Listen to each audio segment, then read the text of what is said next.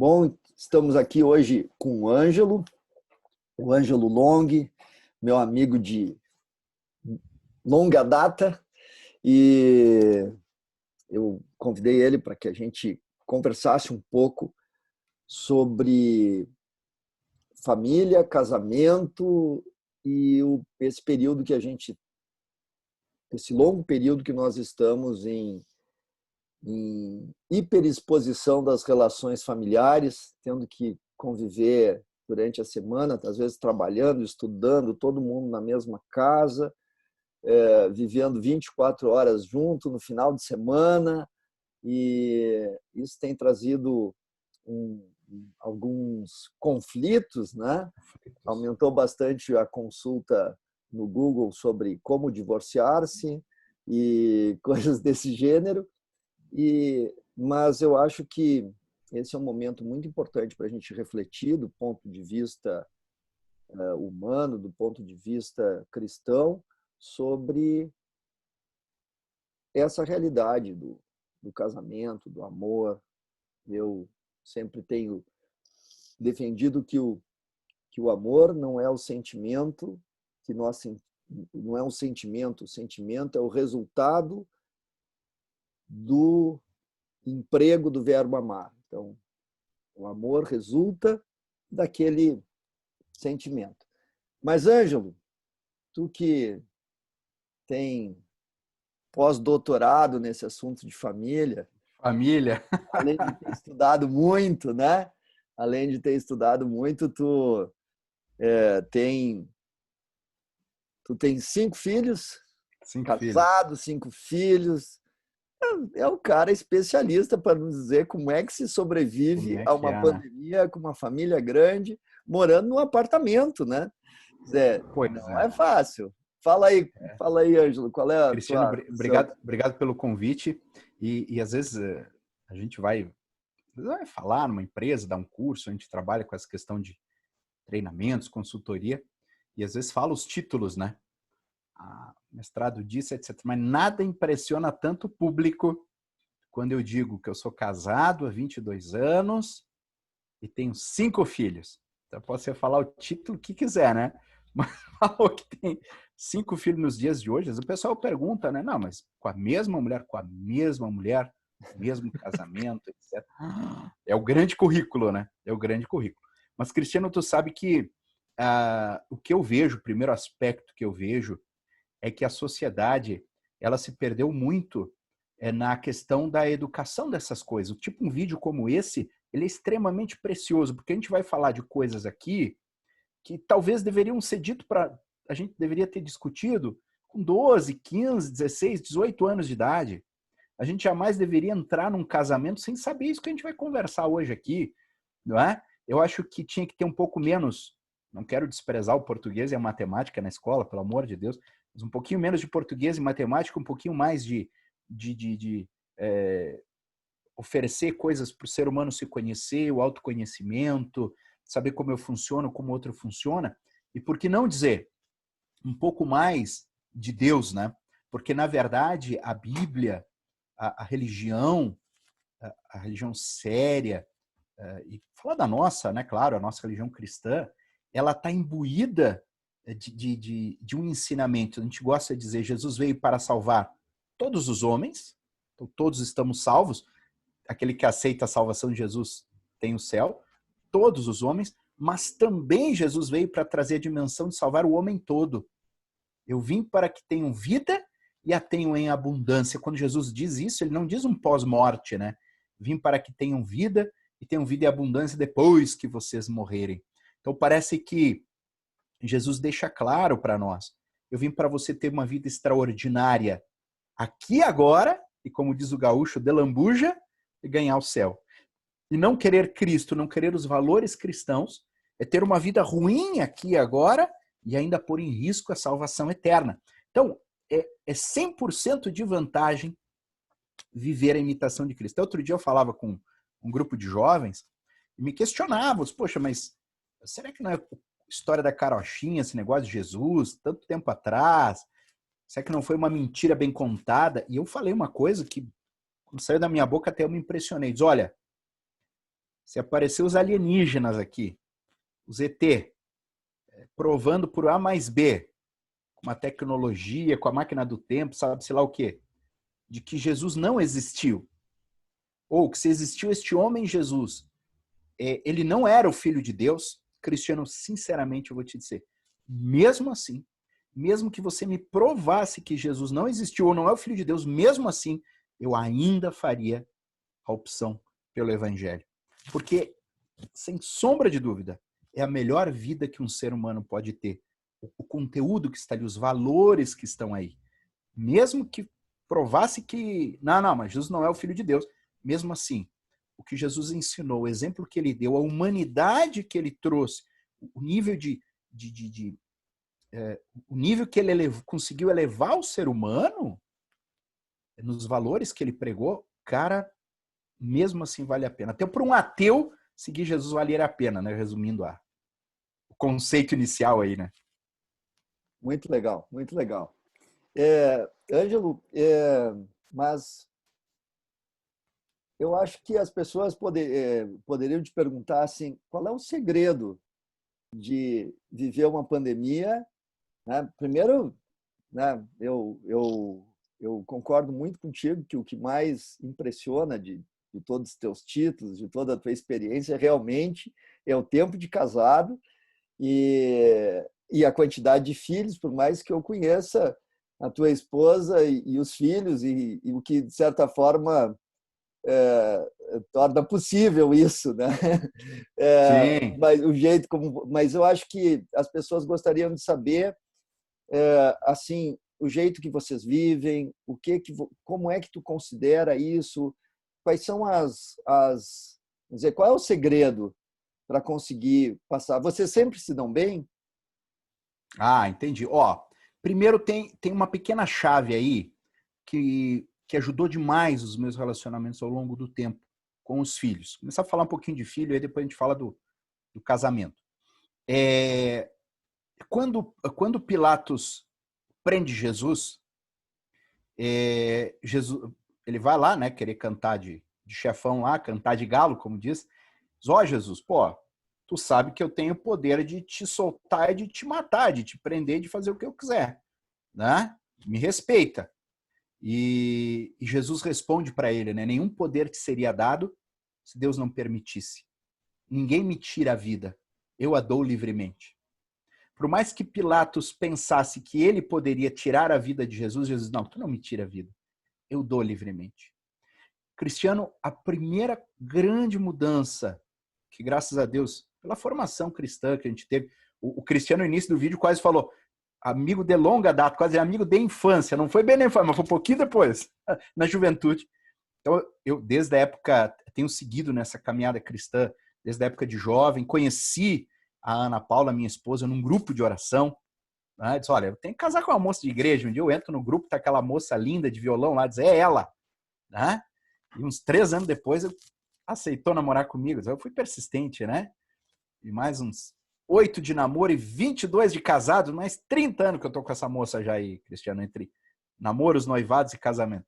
Mas a grande chave do relacionamento com os filhos eles não me tiram o tempo, eles não me tiram a paciência, eles nada, eu dou livremente. Essa é uma grande chave. A grande chave do relacionamento com os filhos, uma das, né, os pais têm que ser extremamente proativos na relação com os filhos. Né? Antes do filho dizer, pai, vem brincar comigo, eu digo, ei filho, vamos brincar de quê hoje? Mesmo que, filho, tu sabe que o pai só pode 15 minutos. Talvez o filho queira 10 horas de brincadeiras com o pai, mas 15 minutos, uma atenção, uma pergunta. Essa proatividade de dizer assim, filho, não tira meu tempo.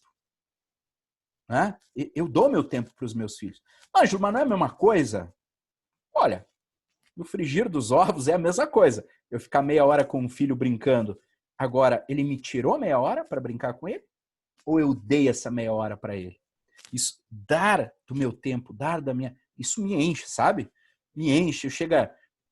E pelo meu trabalho de coach, né, Cristiano? Sabe que eu toda hora fico fazendo minhas avaliações, né, pontuando a minha vida. Que nota eu me dou hoje? De 0 a 10. Que nota eu me dou para o meu pilar da paternidade. Eu poder chegar no fim do dia e me dar um 8, 9, é legal, né? Hoje eu me puxei. Hoje... Ou, puxa, hoje faltou. Mas amanhã vou dar uma atenção a mais. Interessante, eu tenho 5 filhos. A mais velha tem 19. A mais nova tem 10 meses, 11 meses. Né? Agora, semana que vem faz 11. Mês que vem já faz um aninho. Então, olha, ficou uma diferença enorme, né? Então, tem 19, tem um de 15, um de 13, um de 11. E agora deu um saltão aí. Veio a Ana Clara. Todos eles com as suas exigências, com as suas personalidades diferentes. Né? Tem o que está estudando para o vestibular e que às vezes quer ajuda para uma questão. Tem outro que está na escola. Tem outro que quer contar a aventura ou do filmezinho que assistiu, quer contar, do joguinho que fez, da aula que a prof contou a história. Né? Tem outro que você tem que ficar em cima, porque às vezes tem que... Então, dá muito trabalho, mas essa questão de que eu quis esta vida, né? É uma grande chave. Olha, quem vai ver esse vídeo poderia já partir para esse exercício. Né? Na dimensão do egoísmo humano, a gente é convidado a pensar: o marido me tira o tempo, o filho me tira, o chefe me tira o tempo. Mas na dimensão do ser humano, enquanto está aqui não para ser ameba, parasita, eu estou aqui para algo, eu tenho uma missão para o meu próximo, como diz o Evangelho, né? Quem é o meu próximo? É aquele que cruza o meu caminho, começando por dentro de casa. Eu tenho algo a dar, a doar para o outro. Só, Cristiano, o exercício dessa mudança desse paradigma, dessa crença de que filho me tira, não tira, eu dou o meu tempo para ele, já é algo muito especial. Porque já nos predispõe a pensar assim: o que eu posso fazer a mais para ver esse filho bem, para esse filho, né? Logicamente, há momentos a gente cansa, mas também quando a gente está cansado, um bate-papo sincero com o filho, dizer: olha, filho, eu entendo e você até merece, mas hoje o pai está muito cansado. Amanhã a gente revê esse aspecto. Os filhos entendem também isso. E fica até bonito, poxa vida, o pai também é humano, né? Então, essa é uma grande chave. Outra chave muito importante no relacionamento com os filhos, Cristiano, esse pensamento nos gera toda uma postura de paciência, sabe? Outra coisa, é a gente entender, por exemplo, e é uma coisa que a pandemia trouxe muito, que a gente não está no controle, cara. Né? Em tempos onde tudo dá certo, a gente pode criar a chamada, né, ilusão de controle, que é o item número 1 da lista lá da neurociência dos temas que podem nos roubar a felicidade. Se chama ilusão de controle. Porque eu estipulei uma meta, eu alcancei, eu planejei meu dia, eu realizei, eu pensei minhas férias e foram que nem eu planejei. Chega uma hora que a gente cria na nossa cabeça a tal da ilusão de controle, que eu realmente decido e faço acontecer as coisas todas. Uma pandemia, ela vem dizer o que para nós, Cristiano? Cara, a gente não está no controle. A gente até controla quando tudo vai bem, mas tem muitos outros fatores para aquilo que a gente sonha e planeja dar certo e que não está no nosso controle, né? Então a gente gosta de dizer assim, que a gente está no comando do barquinho da nossa vida. Tá no comando do barco, está no leme. Mas a gente não é o mar, a gente não é o vento, a gente não é o sol, as nuvens. A gente simplesmente está. Né? E que a vida é assim. E filho, Cristiano, filho nos mantém neste exercício constante. Os filhos nos lembram todo dia: tu não está no controle. Tu até pode ser o pai que manda, mas tu não está no controle. Porque eu posso ficar doente. A gente programou as férias, o passeio do final de semana, e na sexta-feira eu, filho, fiquei com dor de garganta. Nós não vamos. Né? Não, quer dizer, não é que o filho ficou de propósito, mas eu quero dizer, o componente humano, quanto mais pessoas tu tem no teu convívio, mais fica evidente para ti de que você não está no controle. Quanto muito, no comando. Comando que é? Bom, já que isso aconteceu, o que eu posso fazer de diferente? E sendo esse, Cristiano, o item número 1 dos estudos da felicidade, né? a ilusão do controle é o item 1 da infelicidade humana, os filhos a todo momento, a esposa, enfim, as pandemias, tudo que nos tira essa ilusão de que eu controlo as coisas, ela é um pouco rechaçada pelo ser humano. Por exemplo, um dia conversando com alguns amigos aí, por que será que a gente às vezes, não estou dizendo, a gente aqui em casa é tudo fã de bicho de estimação, mas tem uma moda de não querer ter filhos e trocar filhos por bichos de estimação, né? O bicho de estimação, ele nos dá todo um lado afetivo, papapá, mas se tu quiser trancar o cachorro no banheiro, tu tranca. O cachorro tu controla, o filho tu não controla, né? Então essa questão de manter o afeto e manter o controle nos leva às vezes a querer ter os pets em vez de ter os filhos. Filosoficamente, essa foi interessante, hein, Cristiano? Fala sério. Não, eu acho que isso aí, inclusive, prepara para aquele assunto que eu acho que é um assunto muito importante para tu falar, que é a questão da missão de quem é casado, de quem tem filho, e a missão em relação à felicidade. Esse tema que tu coloca da felicidade é muito importante. Eu acho que a pandemia, abrindo aqui um parênteses, né? A pandemia, a situação que a gente está no mundo e tudo mais, leva a uma reflexão sobre como nós vivemos. Como nós vivemos. O padrão de felicidade que o mundo consumista nos apresenta, que a felicidade está em consumir, ter coisas e usar os recursos na natureza, seja combustível, seja uma série de coisas, isso tem um limite e não está levando e cria uma ameaça para a civilização como um todo. Então, pelos dados do Banco Mundial, se a população continuar crescendo desse jeito, em 2050, só pela população crescer, nós já precisaríamos uma terra e meia, um planeta e meio, né? Se hoje o nosso padrão de consumo fosse o padrão de consumo dos Estados Unidos, nós precisaríamos 4 planetas e meio. Então, de certa forma, esse conceito de felicidade é um dos temas que vão ser mais recorrentes daqui para frente. Sim. E nesse sentido, eu acho que tu tem um conceito sobre a felicidade no casamento que eu acho muito importante e que muda muito a forma como se apresenta essa relação dentro de casa. A relação. É isso? Pois é, tu usou um termo no início, Cristiano, muito legal, né? De que uma das formas da gente aliviar as tensões da relação é dar um tempo na relação, seja ficar, sei lá, ficar um final de semana longe, ficar um dia longe, né? E alivia não resolve. E a pandemia nos tirou um pouco isso, que essa hiperexposição, como é que foi o termo que você usou no início? Acho que foi hiperconvivência, né? Hiperconvivência. Cara, para onde eu vou? Quanto muito me tranco uma hora no banheiro, mas aí depois, né? Entendeu? E tu sabe, Cristiano, deixa eu te dizer uma coisa interessante. Outro dia meu pai estava comentando, no passado, retrasado, ele foi num almoço da época do quartel. Então, meu pai já tem...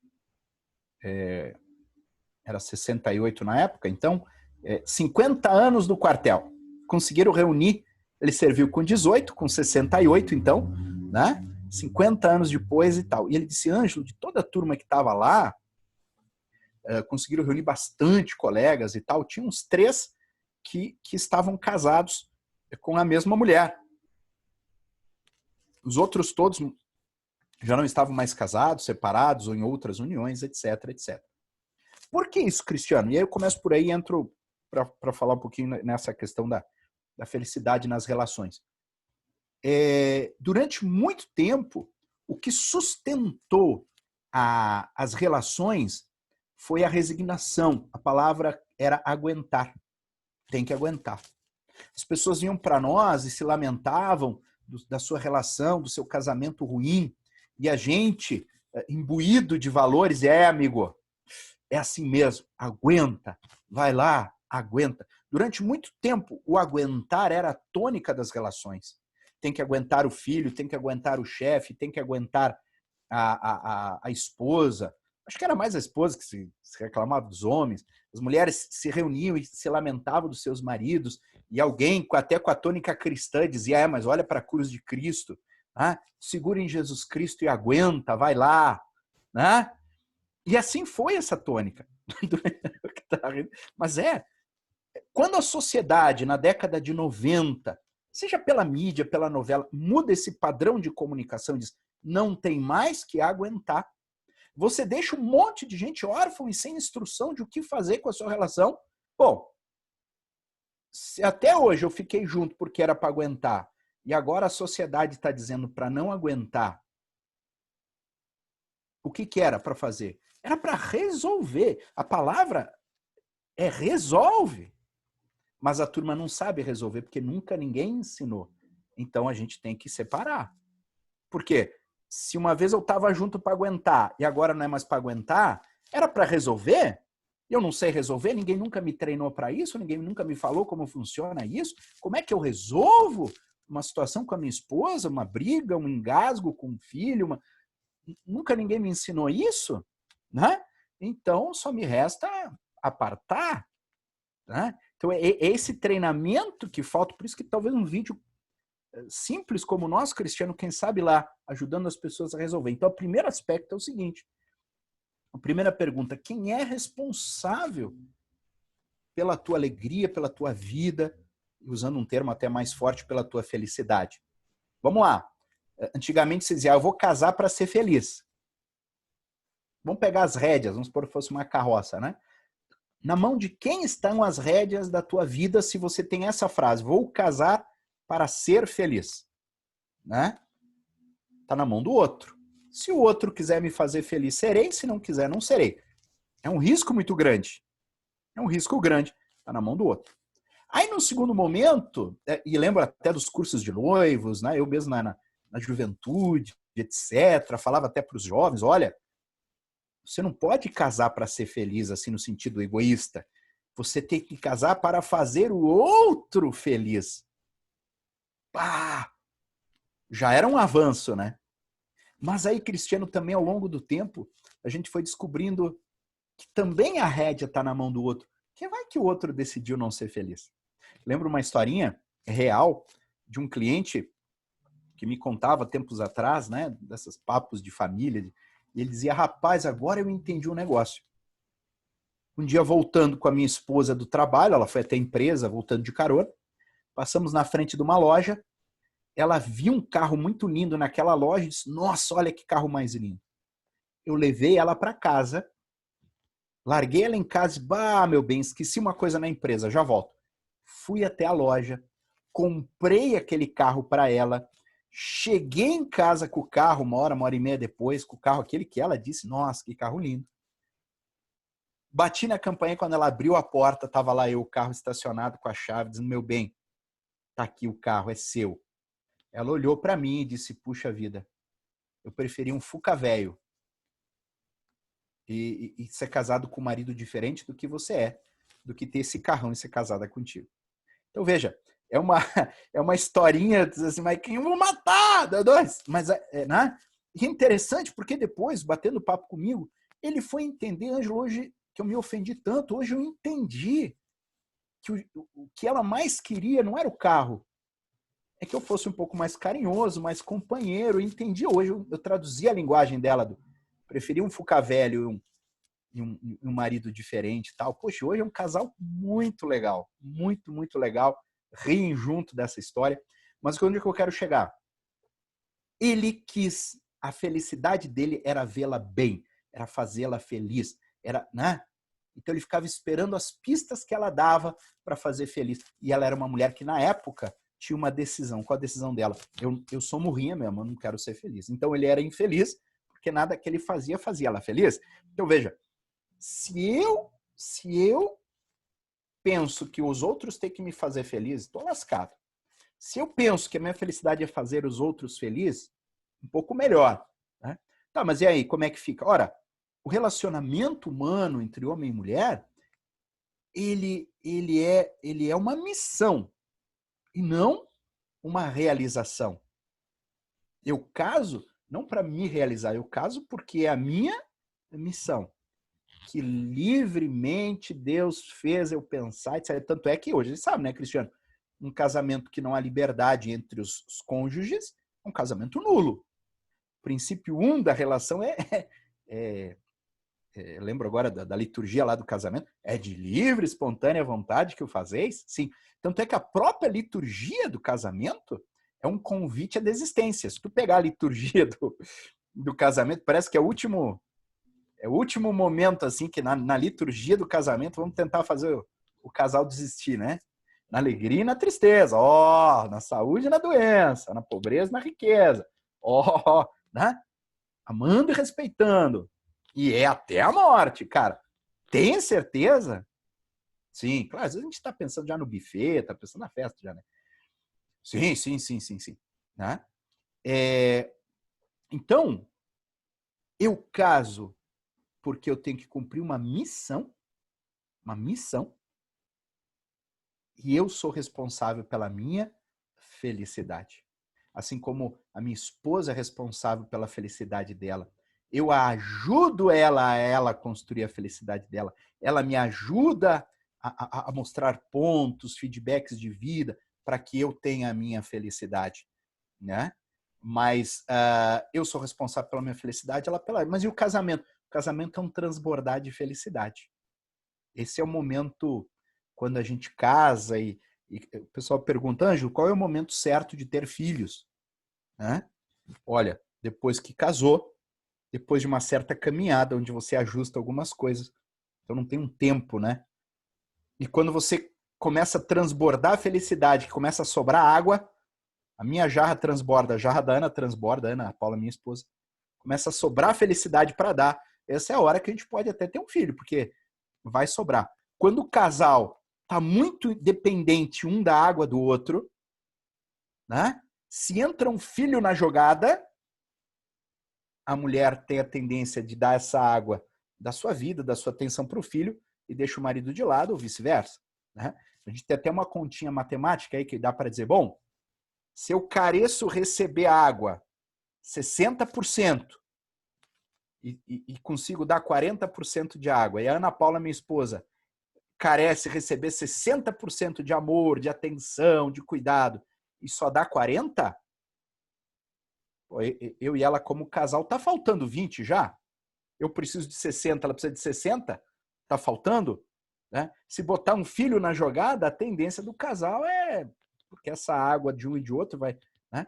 Agora, se eu já consigo dar 60% dessa água, da atenção, do amor, do carinho, um pouquinho eu também quero receber. E a Ana Paula também já tem condição de dar 60%. E é madura para apenas receber dos outros 40%, opa, 60 mais 60 dá 120. Começou a sobrar água aqui em casa. Se botar um filho na jogada, já tem atenção para dar para ele também. Matematicamente, para os mais analíticos, reflitam sobre esses números. O interessante, Cristiano, para devolver a palavra para ti aí, é o seguinte.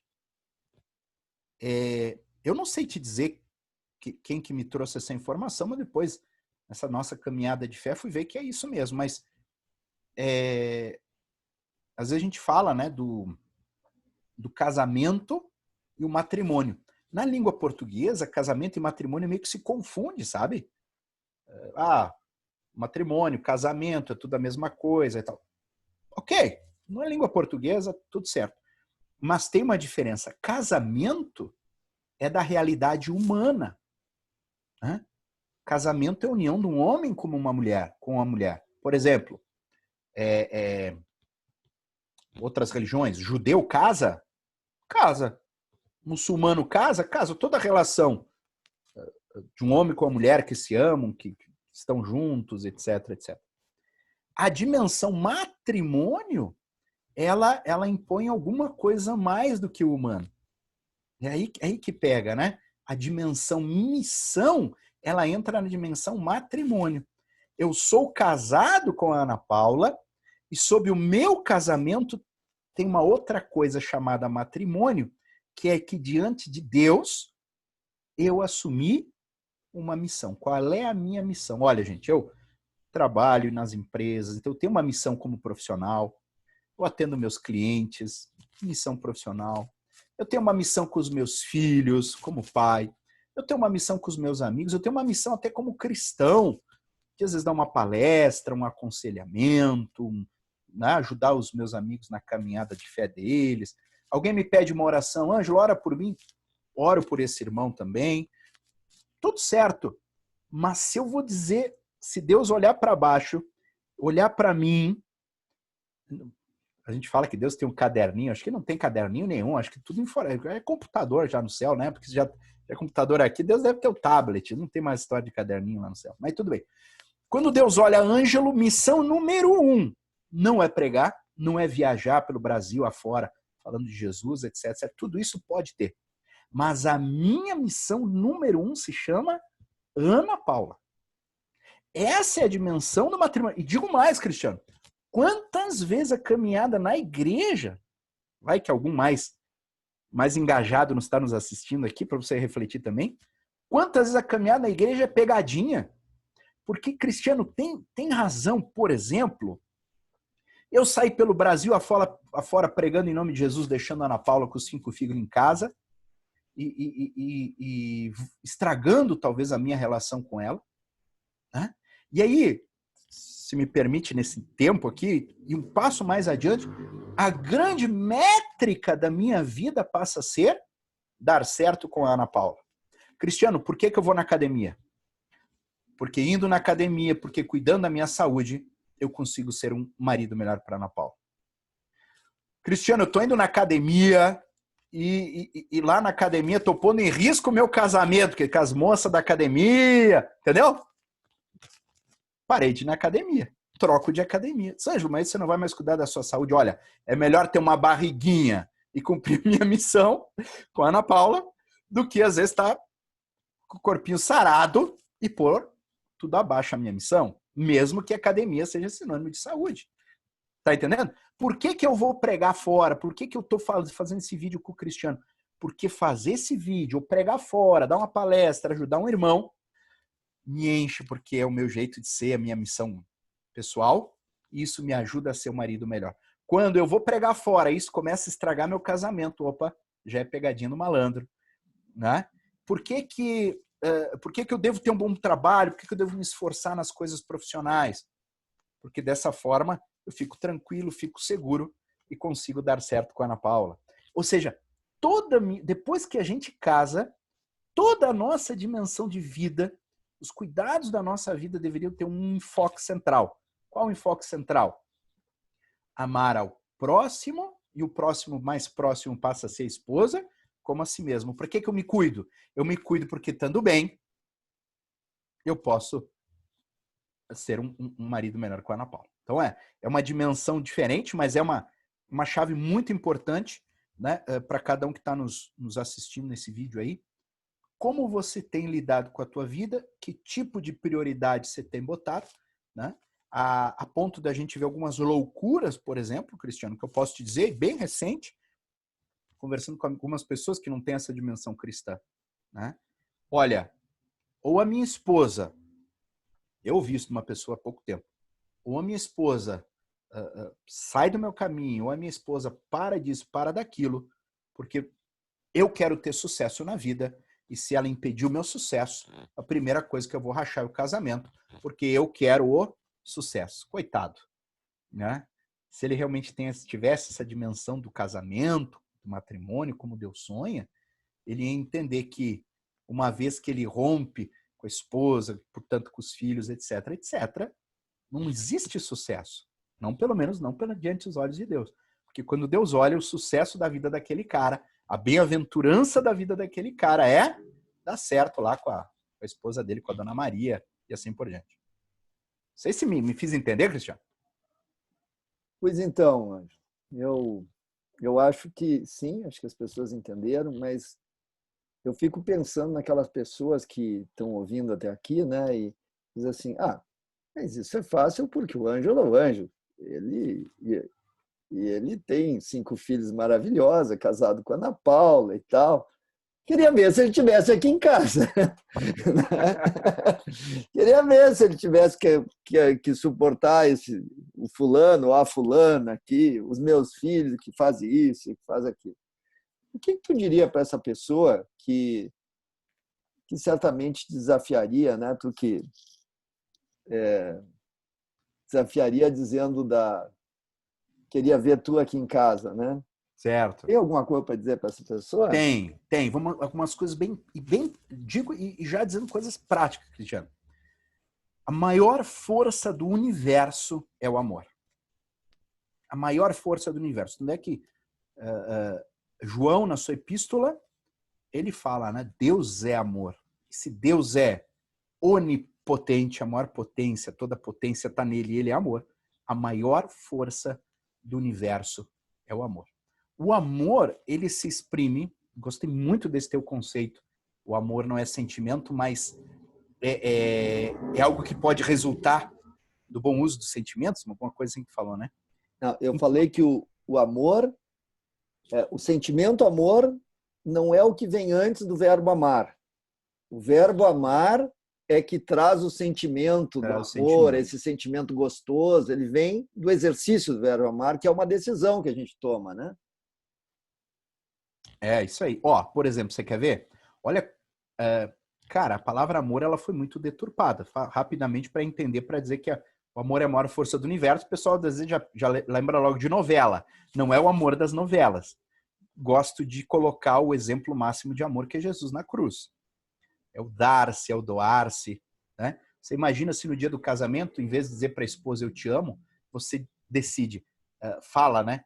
Eu hoje me decido por ti. A partir de hoje, tu és a minha grande missão. Tu passa a ser na minha vida o meu sucesso, né? Então, são falas que são menos que amor, mas tu vê que hoje parece que exprimem mais do que amor, porque a palavra amor foi tão usada, tão gasta.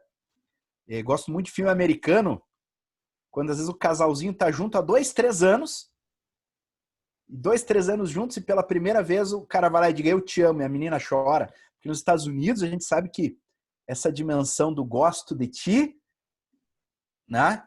Quero ficar contigo, mas quando o cara diz eu te amo, nos Estados Unidos, pelo menos pelos filminhos românticos, a gente vê que a palavra amor ainda ela tá imbuída daquela coisa que eu me decidi por ti. Né? Então, pô, os caras até nos filmes americanos estão até morando junto já, e um dia o cara chega e diz eu te amo. A mulher, ai meu Deus, me ama. Nós aqui, cara, aqui no Brasil, o cara faz 5 minutos que conhece a menina e diz, cara, eu te amo. No dia seguinte, não te amo mais, que é para nós comer o gasto. Então, a grande dimensão é essa. A maior força do universo é o amor. Segunda coisa, a mudança começa por você. Ângelo, mas não é o outro que tem que mudar? É aquilo que eu dizia. Você é responsável pela sua vida. O que você pode fazer diferente? O que você pode fazer diferente? Posso contar uma historinha, Cristiano? As historinhas são bem ilustrativas. Essa até tá no livro. Tá no meu livro. É possível, é real o poder da esperança. Então diz que uma senhora diz não. Tá no livro, tá assim, né? Mas é real, uma história que foi comigo. Eu termino uma palestra e essa senhora vem falar comigo. Ela diz assim, Ângelo, tu falou tão bem na palestra. O que eu posso fazer que porque a gente quer que o filho mude, o marido mude, a esposa mude, a vizinha mude, a sogra mude, mas nós não temos esse domínio sobre as pessoas. A única pessoa que nós temos para dominar é a gente mesmo. A pergunta é, o que eu posso fazer diferente? Por exemplo, aí ela disse, nossa, tu falou tão bem na palestra, o que eu posso fazer diferente? E eu tive uma ideia. Eu vou te levar a jantar lá em casa, diz ela, e tu repete a palestra pro meu marido. Diz, essa é a minha ideia. A minha ideia, ela diz, olha, eu não vou mudar nada, mas já tive uma ideia. Vou levar o Ângelo lá, dou uma janta para ele. Enquanto ele janta, meu marido não veio na palestra. Meu marido, que tem que ouvir essas coisas, o Ângelo repete a palestra. Ele diz, nossa senhora, mas eu não posso ir na sua casa, tal. Não, mas vem lá, tal. Mas senhora, legal, mas o que a senhora pode fazer de diferente? Ela disse, olha, porque meu marido é um egoísta, é um grosseiro, é um isso, é um aquilo, tá. Ok. Eu não estou dizendo que as outras pessoas são santas e boas e você que não sabe valorizar. Não, tem pessoas más mesmo perto da gente e tal, às vezes, enfim, pela história de vida delas e tal, a gente não julga, né? Ah, não, Ângelo, você não está entendendo. Não sou eu. E eu dizia, mas a senhora, o que a senhora... Ficou aquele papo de louco para maluco, assim, aqueles 30 segundos, eu dizendo para ela o que a senhora pode mudar, e ela dizia, não é eu que mudar, é o meu marido que tem que mudar. Tá. Não, mas tem alguma coisa. E ela disse, tu quer o que eu faço o quê? Que eu vá lá todo dia, quando ele chega do trabalho, abrir a porta com um sorrisinho e dar boa tarde? Digo, olha! Pô, legal, né? Pô, que mais? Ah, tu quer o quê? Que eu fico esperando ele com o bifinho acebolado, com a jantinha na mesa, aquele grosseiro. Ótima ideia, senhora. Então, a partir de hoje, a senhora faz o seguinte. Receber ele na porta com um sorriso, um boa tarde, e fazer uma bela janta para ele, ficar junto na mesa com um sorriso enquanto ele janta. A senhora ficou muito furiosa comigo, Cristiano. E tal, essas senhorinhas aí, tu sabe, senhorinhas assim, né? Alguma vai ver esse vídeo aí, né? Ficou muito furiosa, tá? Aí ela, tal, eu me desvencilhei. Passou um tempo, cruzei com aquela senhora. Cruzei de novo com ela, fiz de conta que não vi, e ela, meu filho, como é que você tá? Disse, tudo bom, como é que tá a senhora, tal? Deixa eu te dizer, elas são muito sinceras, essas senhorinhas, né? Fiquei tão braba contigo aquele dia lá, porque tu não entendia que o problema não era eu, era meu marido. Meu marido. É mesmo, mas eu pensei, depois me passou uma semana lá em casa, e eu pensei assim, não custa tentar. Escutei o barulho do carro, meu marido chegando, fui lá abrir a porta, recebi ele com um sorriso. Oi, meu bem, boa tarde, seja bem-vindo. Disse, Ângelo, escutei tanto palavrão da boca dele, né?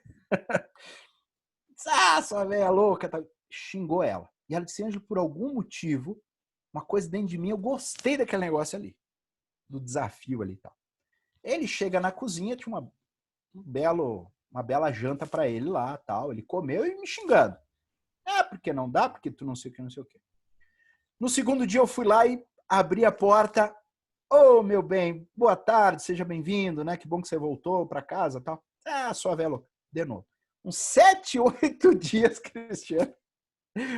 Ela disse, eu ia lá, recebia ele bem e ele me dava patada. Me dava patada. Me dava patada. Até que um dia, 7, 8 dias depois, eu abro a porta. Eu digo, ô, meu bem, tudo bem? Boa tarde, como é que tá? E ele olha para mim e diz, eu não tô legal. E começou a falar todas as dores que ele tinha e trazia e segurava e escondia das dificuldades da empresa que ele não queria trazer para casa. Sentou na mesa, ela lá escutando, ele jantando e falando.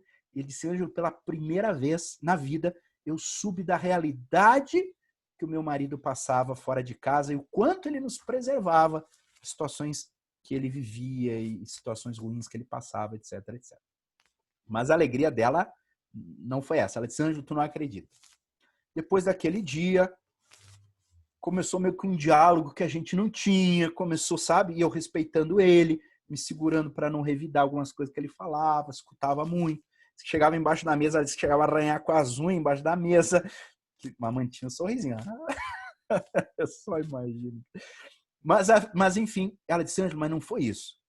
Foi o seguinte, quando eu passou uns dias depois disso, tal, eu, como sempre, disse para eles, olha, tô indo à missa. E ele pulou do sofá e disse, deixa que eu te levo. Ela, poxa, já ganhei uma carona, né? Já. E quando ele chegou na igreja, ele estacionou o carro e ele entrou na igreja comigo. Ângelo, 20 anos xingando e excomungando meu marido, porque ele ia para os quintos dos infernos, porque não ia para a igreja, porque tinha abandonado a igreja. 8, 10 dias sorrindo e acolhendo bem na porta. E o meu marido voltou para a igreja. Então, Cristiano, eu queria que pegasse essa historinha e visse nessa história o que você pode fazer diferente. Com os filhos, com o esposo, com a esposa. Qual é a fala, a esperança, a mudança? Você conseguiria hoje olhar para o teu filho, por exemplo, né? Olhar para ele com um olhar de admiração, de encanto, ou você já perdeu esse foco de que teu filho é bênção, é luz no mundo, na terra. Você conseguiria olhar para sua esposa e dizer para ela, pode ter 28 coisas ruins e 2 boas, evidencie para ela essas 2 coisas boas, né? Você quer ver? Posso fazer exercício contigo, Cristiano? Não sei se tu, Claro, não sei se tu topa, parada. claro. Olha como é simples, gente, o exercício das relações humanas. A ciência hoje, a neurociência, traz muito a questão do foco, né? Tá na boca do pó, tem que ter foco. Se você focar, você imagina aqui, por exemplo, que eu tenho um papel na minha frente e esse papel tem uma mancha. Se eu botar essa mancha bem na frente, eu vou achar que a folha toda está manchada. Se eu botar um pouquinho mais para longe, eu vou ver que tem uma mancha, mas tem muita coisa boa. A gente tem que trocar o nosso foco das relações. Por exemplo, Cristiano, vou fazer um exercício contigo aqui. Você quer ver? Lembra, primeira coisa que tiver na cabeça, uma lembrança boa da tua juventude com relação ao teu pai. Um fato concreto, assim. Bom dia, meu pai. O que tu lembrou aí? De bate-pronto. Ah, eu lembrei de uma época, um momento que eu passei na vida bem complicado e ele foi muito... me apoiou muito. Ok? Olha que simples. Agora o Cristiano... vamos supor, eu sei que o Cristiano se dá bem com o pai dele, mas vamos supor que tá difícil com o pai, não sei o quê, lalarira, tá. Chegar pro pai dele e dizer que o meu nome dele é o... Eurico. Seu Eurico. Tu chama ele de pai ou de Eurico? Também não Pai, sei. Mas... pai, lógico, pai. Pai, sabe o que eu lembrei?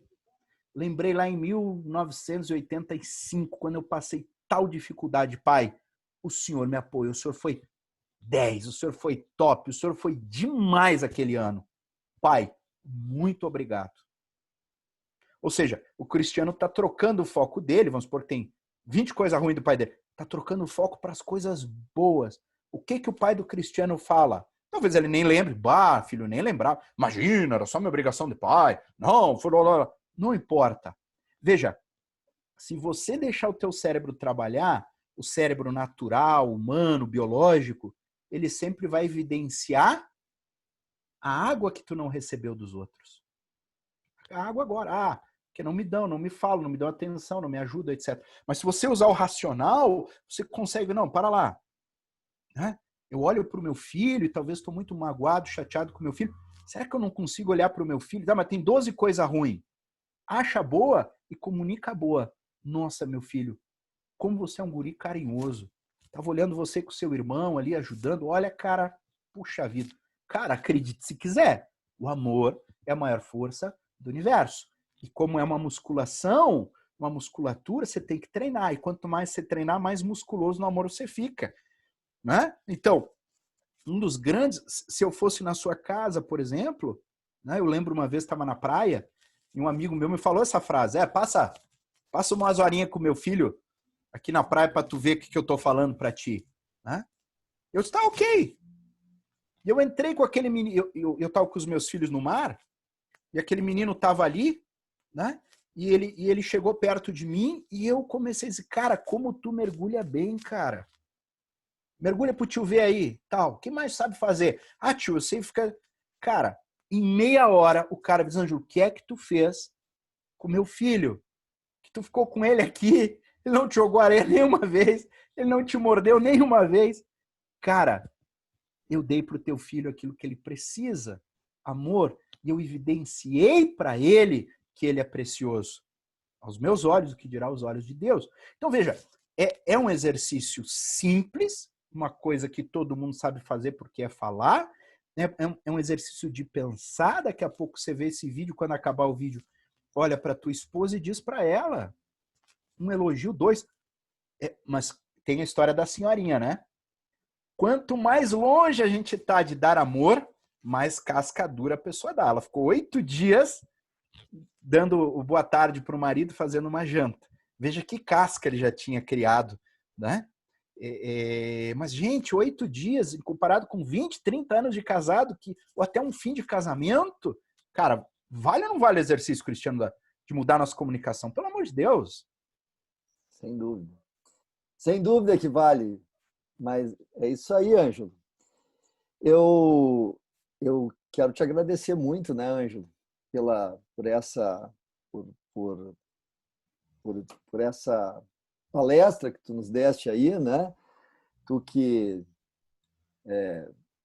tem todo esse conhecimento aí, toda a tua experiência aí de coach, e eu depois nós vamos colocar aqui nos comentários aqui do YouTube aí, se tu puder deixar para nós depois o teu e-mail, para se alguém quiser entrar em contato, né? Contato, mandar uma pergunta, mandar um Isso, depoimento, manda para a isso. gente aí. E aí, inclusive, as pessoas entenderem qual é o teu trabalho, né? Muitas pessoas não entendem qual é a atividade que tu faz, né? De ajudar as pessoas a encontrar esse significado, a encontrar esse sentido de alto desempenho na sua vida, não só na sua vida profissional, mas principalmente na sua vida afetiva, na sua vida espiritual. E eu realmente coisas que eu aproveitei fazendo contigo trabalho de coach, né? Fui teu coach aí, foi muito interessante, me fez extremamente bem. E eu queria deixar esses uns minutos finais aí para que, se tu tiver alguma observação, alguma mensagem final que tu queira deixar aí para o pessoal que nos assistiu, te deixar aí à vontade para falar que tu pensa aí. Ótimo. Quem viu esse vídeo, tomara que veja até o fim, para pegar essa mensagem, essa última chave que eu quero dar para você, é o seguinte: e aonde entra Deus nessa história toda? Quer dizer, se eu posso amar os meus filhos, trocando a minha comunicação, falando, tendo foco, entendendo, assumindo como missão a minha esposa, meu esposo, meus filhos e tal. Tem um detalhe em tudo isso, Cristiano. A gente é fraco, falível, a gente se esgota, né? E a pergunta é bem simples: quanto tempo você aguentaria numa relação se só fosse amor? É você que ri, é você que ama, é você que entende, é você que abre a porta, é você que faz o bife, e do outro lado nunca vem nada, do outro lado nunca vem nada, o teu cônjuge nunca retribui nada. E aí você ama mais uma vez, você acolhe, você ajuda, você dá, você doa, e do outro lado nunca vem nada. Amigo, 10 dias, mas um cara bom, assim, amado, assim, 12 dias, 15, um mês, pá, e você só dar e doar sem vir nada em troca do outro, vai que tu aguente 10, 12 dias, 15 dias. Por isso que Jesus veio. E por isso que Jesus estabelece conosco uma relação de fonte inesgotável e perfeita de amor.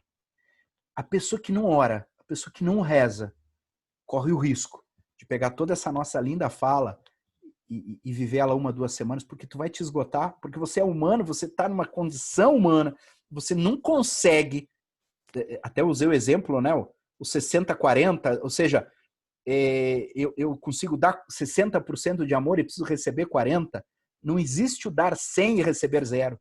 Não nessa condição humana. Né? Talvez uma condição espiritual, mas não aqui humano. Agora, então hoje a gente entende porque existe a oração, a conexão com Deus. Porque se eu estou diante das pessoas e eu então tomo a decisão de amá-las, independente do que vem delas, só me resta uma coisa, se eu sou humano: conectar com uma fonte puríssima de amor, que é Deus. Caso contrário, meu amigo, eu vou me quebrar a cara. Então, para tudo isso que eu falei dar certo, intensifica a tua vida de oração. Se você hoje vai decidir mudar a tua comunicação no casamento, com o esposo, com os filhos, botar foco nas coisas boas, ligar para aquele amigo, ou para o teu parente, ou para o teu pai, para relembrar coisas boas da tua infância, como num gesto de gratidão. Pode ser que você diga, né? Bom, liguei para o pai agora, amanhã ele me convida para jantar lá. E o pai não convida. Aí você liga de novo. Pai, lembrei de outra coisa da nossa infância, o senhor me levava para a praia. Ah, meu filho, que legal que foi mesmo, tal. Você desliga o telefone e você diz: bom, agora é vez do pai ligar para mim. E o pai não liga. Chega uma hora e você diz: ah, vá plantar coquinho. Amigo, quando você se dispõe a amar e não vem nada dos outros, é bom que seja assim. Para que Deus, que veio escondido, te dará recompensa, que nem diz em Mateus 5, né? Por outro lado, o nosso lado humano diz o seguinte: reza, conecta com Deus, porque se eu estou recebendo o amor que eu preciso da fonte puríssima, que é Deus, aí sim eu estou capacitado para dar e amar e não esperar nada em troca. Porque na relação humana sempre há troca. Na relação com o componente espiritual, não precisa ter troca. Eu posso dar e doar e amar e não ver nada em troca e eu vou continuar dando, doando e amando, não porque eu sou um desequilibrado, mas porque, e não porque eu sou perfeito, mas porque o meu lado de carência afetiva está conectado em Deus. Rezar, para mim, é isso, Cristiano. É conectar com uma fonte inesgotável de amor. Lembrar que Ele me ama. É olhar para a história, para lembrar do Cristo crucificado e dizer, foi por mim, porque me ama. Então, pessoal, se você se sente fraco nas relações, talvez o que está faltando é amor. E está faltando amor porque está faltando conectar com Deus. Porque você está cansado. Porque é que nem a jarra d'água, né? Você foi dando água, acabou a água, você não repôs a água e ninguém foi lá repor a água e você então já está dando os teus cacos. O pessoal continua vindo na jarra, começa a pegar os cacos de vidro, começa a querer beber do teu vidro e se fere, né? Então, falta oração, gente. Quando o relacionamento não vai bem, uma das coisas, com certeza, é o nosso afastamento de Deus. Ore mais e dê mais amor. Aí a coisa funciona. Valeu, gente. Muito obrigado pela oportunidade. Obrigado, Ângelo. Até a próxima.